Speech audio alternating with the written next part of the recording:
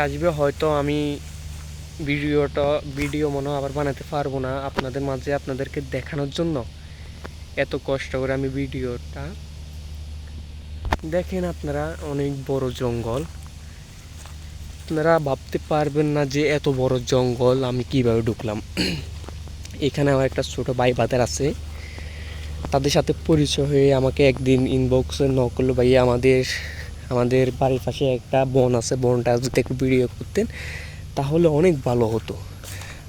আমাদের বনটা এখনও কোনো ব্লগার আসে নাই বা কোনো ব্লগ করা হয় নাই আমাদের এই বনে, তাই আমি এই জঙ্গলে এসেছি। দেখেন অনেক সুন্দর, আপনারা চাইলেও ঘুরে যেতে পারেন। এটা দূরে কোথাও না, আমাদের ঢাকা মিরপুরে, আমাদের ঢাকা মিরপুরে এই জঙ্গলটা, আমাদের ঢাকা মিরপুর। আপনার শুনলে অবাক হয়ে যাবেন। আবার সামনে অনেকগুলো মাটির ঘর আছে, সামনে অনেকগুলো মাটির ঘর আছে। আমি দেখে অবাক, প্রতি বাড়িতে প্রতি ঘরে ঘরে মানে প্রতি বাড়িতে মাটির ঘর একটা একটা করে আছে, বুঝছেন।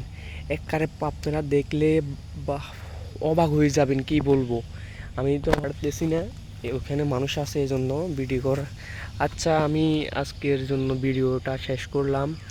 আল্লাহ হাফেজ, সবাই ভালো থাকবেন। যে দেখে অনেক বড় জঙ্গল। আচ্ছা, বাই।